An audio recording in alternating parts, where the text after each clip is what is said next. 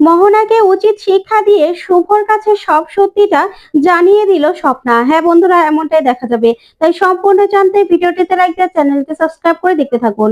গল্পের শুরুতে দেখা যাবে শুভ ঘরের মধ্যে বন্দি। তখনই শুভ বলে, না, এখানে আমাকে বন্দি থাকলে চলবে না, আমাকে বেরোতে হবে, স্বপ্নার কাছে যেতে হবে। স্বপ্নাই পারে আদিকে বাঁচাতে। তারপরে শুভ দরজার মধ্যে নক করতে থাকে আর বলে, দরজাটা খোলো মা, দরজাটা খোলো। তখনই সেখানে রঞ্জিনী চলে আসে আর সে বলে, শুভ, তুই এখনো ঘুমোসনি? তখন শুভ বলে, না মেজমা, আমি এখনো ঘুমোইনি, আমাকে বেরোতে হবে, আমাকে দরজাটা খুলে দাও না, আমাকে আদিকে বাঁচাতেই হবে। তখন রঞ্জিনী বলে, দেখ শুভ, তুই এখন বেরোতে পারবি না, দিদি তোকে বেরোতে বারণ করে দিয়েছে। আর তাছাড়া বাড়ির ছেলেরা তো গেছে, সবাই মিলে কিছু না কিছু ব্যবস্থা করবে। তুই না এই শরীরে কি করবি বলতো? তুই না একটু রেস্ট নে, তোকে রেস্ট নেওয়াই দরকার। তখন শুভ বলে, না না মেজমা, আমি এখন রেস্ট নিতে পারবো না, যতক্ষণ না আমি আদিকে বের করে আনছি ততক্ষণ পর্যন্ত আমি রেস্ট নিতে পারবো না। তখনই সেখান থেকে রঞ্জিনী চলে যায়। তারপর শুভ বলে, কি করব আমি? ওইদিকে আদি জেলের মধ্যে। তখনই জেলের মধ্যে দুজন কয়েদি আদিকে ডিস্টার্ব করতে থাকে আর বাজে বাজে কথা বলতে থাকে। তখনই আদি প্রচন্ড রেগে যায়। তখনই একজনের গলা চেপে ধরে আদি আর বলে, দেখবি, আমি কিন্তু খুনের দায়ে এখানে জেলে এসেছি, এখন যদি আরেকটাও খুন করি না, তাহলে কিন্তু আমার একই সাজা হবে। এই বলে গুন্ডাগুলোকে মারতে থাকে। তখনই একজন কনস্টেবল সেখানে চলে আসে আর সে বলে, এই তোমরা কি করছো? তখন কনস্টেবল ভিতরে এসেই আদি আর গুন্ডাগুলোকে ছাড়িয়ে দেয় আর বলে, শোনো, তুমি খুনের দায়ে এখানে এসেছো, তুমি জানো ওদের গায়ে হাত তুলেছো, এটার জন্য কত বড় শাস্তি হতে পারে, আর এরকম করবে না। তারপরে কনস্টেবল ছাড়িয়ে দিয়ে সেখান থেকে চলে যায়। তখন গুন্ডাগুলো বলে, বাঘের ডেরায় ঢুকে বাঘদের সঙ্গে লড়াই করবি, দাঁড়া, তোকে মজা দেখাচ্ছি। ওইদিকে পুলক আর রূপক, কোনো অ্যাডভোকেটই ওদের কেসটা নিতে রাজি হয় না। তখনই পুলক বলে, আমার ছেলেটাকে কি আমি বাঁচাতে পারবো না? কোনো অ্যাডভোকেটই তো রাজি হচ্ছে না। তখনই রূপক বলে, দাদা, আমার মনে হচ্ছে এসবের মধ্যে নিশ্চয়ই কিছু একটা আছে, না হলে কোনো কোনো উকিলই আমাদের কেসটা কেন নেবে না? যে কোনো একজন উকিল তো নেওয়া দরকার, কিন্তু কেউই নিচ্ছে না, নিশ্চয় কোনো কারণ রয়েছে। তখন পুলক বলে, তুই ঠিকই বলেছিস, না হলে কেউ আমাদের কেসটা কেন নিচ্ছে না? ওইদিকে একজন অ্যাডভোকেট আকাশ সেনকে ফোন করে বলে, স্যার, আপনি যেভাবে বলেছিলেন আমি ঠিক ওইভাবে করেছি, এখনো নিশ্চয়ই আমার চেম্বারের বাইরে ওনারা দাঁড়িয়ে আছে, কিন্তু ওনাদের কেসটা আমি নেইনি, আর এখানে কেউ যেন না নেয় ওনাদের কেসটা, সেটাও আমি দেখছি, আপনি চিন্তা করবেন না। তখন আকাশ বলে, ঠিক আছে, আমি যেরকম ভাবে বলছি ওরকম ভাবে করবেন। তারপরে আকাশ ফোনটা রেখেই মনে মনে বলে, আমাকে আদ্রিতকে কিছুতে বের হতে দিতে চলবে না, কারণ মোহনার জীবন থেকে এটাই সুযোগ আদিকে সরিয়ে দেওয়ার জন্য। আদিকে বের করলে মোহনাকে আমি কিছুতে স্বাভাবিক জীবনে আনতে পারবো না। ওদের দূরত্বটা যদি এবার বেড়ে যায়, যদি আদ্রিতের শাস্তি হয়, তাহলে মোহনা স্বাভাবিক জীবনে আসতে পারবে। এবার নিজের বোনের জন্য আমাকে একটু স্বার্থপর হতেই হবে। আমি জানি আমি অন্যায় করছি, কিন্তু আমাকে যে অন্যায়টা করতে হবে, কিচ্ছু করার নেই। তখনই সেখানে মোহনা চলে আসে। সে বলে, দাদা। তখন আকাশ বলে, হ্যাঁ বোন বল। তখনই মোহনা বলে, তুই আয়ানকে বের করবি না? তুই কোনো উকিলের সঙ্গে কথা বলেছিস? আয়ন বেরোবে তো? বল না, তুই তো আমাকে কথা দিয়েছিস, তুই তো আমার ভালো দাদা, আজ পর্যন্ত তুই আমার কোনো কথা ফেলিসনি। বল না, আয়ান কতটা কষ্ট পাচ্ছে ওই জেলের মধ্যে, তুই ওকে বের করবি তো দাদা? বল না। তখন আকাশ বলে, তোর দাদা তো তোকে কথা দিয়েছে, বল। তোর দাদা তোর কথা, তোকে দেওয়া কথা কোনোদিনও খেলাপ করেছে, বল। তখন মোহনা বলে, না, খেলাপ করিসনি তো। তখন আকাশ বলে, মার্ডার কেস তো, একটু সময় লাগবে, কিন্তু ওকে ঠিক বের করব। তখন মোহনা খুশি হয়ে যায় আর বলে, আমি জানতাম দাদা, তুই আমার কথা ঠিক রাখবি। ওইদিকে আকাশ মনে মনে বলে, সরি বোন, এবার তোর কথা আমাকে রাখলে চলবে না, তোর কথা আমি রাখতে পারবো না, আমাকে যে একটু স্বার্থপর হতেই হবে। ওইদিকে সেবন্তী সেবন্তী খুব চিন্তা করে আর বলে, কেন, কোনো উকিলই পাচ্ছ না তোমরা কেসটা লড়ার জন্য? তাহলে আমার আদি কি জেলে পচে মরবে নাকি? তোমরা কি টাকার জন্য কোনো উকিল ধরতে পারছো না? না না, আমি এটা হতে দেব না আমি। আমার ছেলেকে আমার ছেলেকে আমি রক্ষা করব, না হলে কোনো উকিল কেন কেন কেসটা লড়বে না? টাকার জন্য হলে নাও, আমার গয়নাগুলো নিয়ে নাও, আমার গয়নাগুলো বিক্রি করে হলেও আমার ছেলেকে তুমি ছাড়িয়ে আনো পুলক।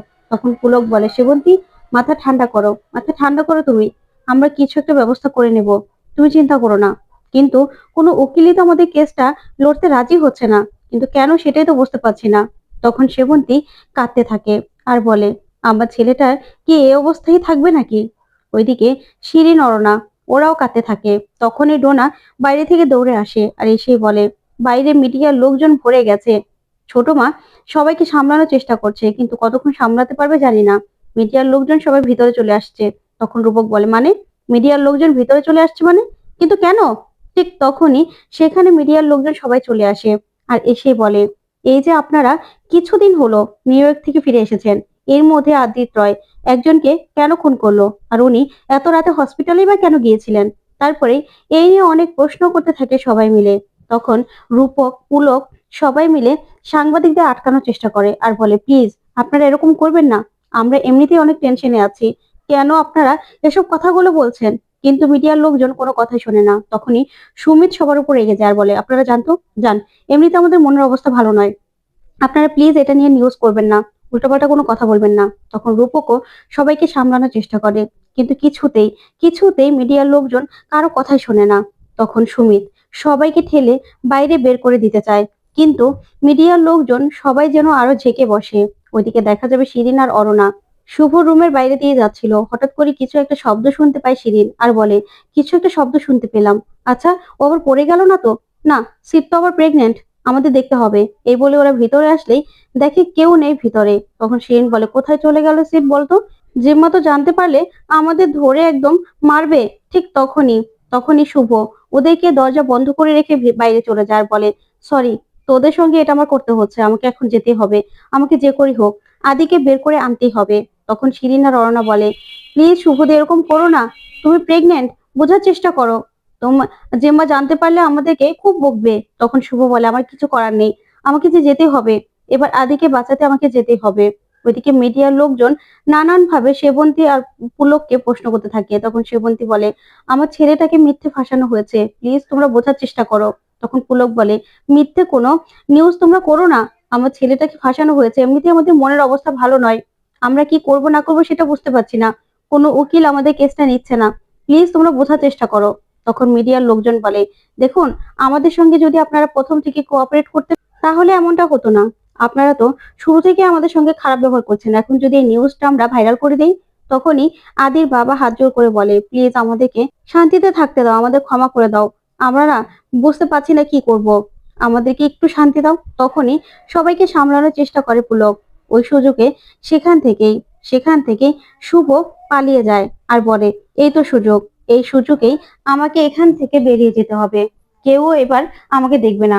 এই বলে শুভ সেখান থেকে বেরিয়ে চলে যায়। ওইদিকে স্বপ্না নিজের জামা কাপড় গোছাতে থাকে আর ওর বন্ধুর সঙ্গে কথা বলতে থাকে ফোনে আর বলে, তোর কাছে যে জিনিসটা আমি রাখতে দিয়েছি, শোন, সেই জিনিসটা তোর কাছে যত্নে রাখবি, আমি কিছুদিনের জন্য গা ঢাকা দেবো, আমার মনে হচ্ছে আমার আমার উপরও হামলা হতে পারে, বুঝতে পেরেছিস?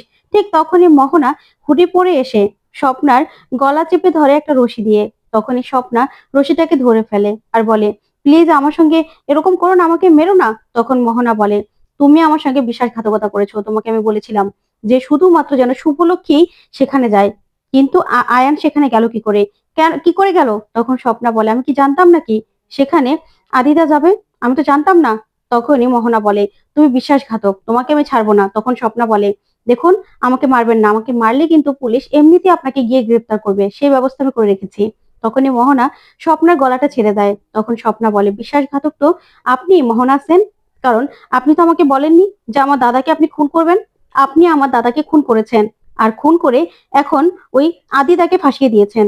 আমি যদি পুলিশকে সবটা বলে দেই না, তাহলে কিন্তু আপনি ফেসে যাবেন আপনি। ওইদিকে শুভ স্বপ্নার বাড়ির দিকে আসতে থাকে আর বলে, স্বপ্নার কাছে গিয়ে আমাকে সবটা জানতে হবে, একমাত্র স্বপ্নাই পারে আদিকে বাঁচাতে।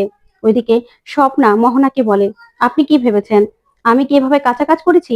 এই পর্যন্ত আপনি যা যা আমাকে বলেছেন সব কিছুর প্রমাণ আমার কাছে আছে, আপনি যদি আমাকে মেরে ফেলার চেষ্টা করেন না, তাহলে কিন্তু সব প্রমাণ পুলিশের কাছে চলে যাবে। তখন মোহনা বলে, কি প্রমাণ আছে? হ্যাঁ, আমি তো সবকিছু বলেছি। তখন স্বপ্না বলে, আমি তো বড় প্রমাণ, আমি যদি কোর্টে গিয়ে সাক্ষী দিই না, তাহলে আপনি ফেসে যাবেন। আর শুধু শুধু আদিদা আদিদা জেল খাটবে কেন? ওই মানুষটা কেন সাজা পাবে? তখন মোহনা বলে, চুপ, একদম চুপ। ঠিক তখনই স্বপ্না বলে, চুপ করিয়ে কি হবে, আপনি আমার দাদাকে মেরে ফেলেছেন, আমার দাদাকে কেন মারলেন বলুন?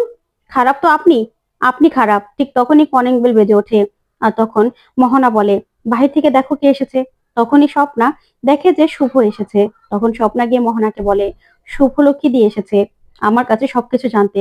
তখন মোহনা বলে, আমি লুকিয়ে পড়ছি আর তুমি তুমি শুভকে সামলানোর চেষ্টা করো। তখনই শুভ ভিতরে এসে মোহনাকে দেখতে পায়। তো বন্ধুরা, কেমন লাগলো আজকের আপডেট? কমেন্ট করে জানাও। ধন্যবাদ।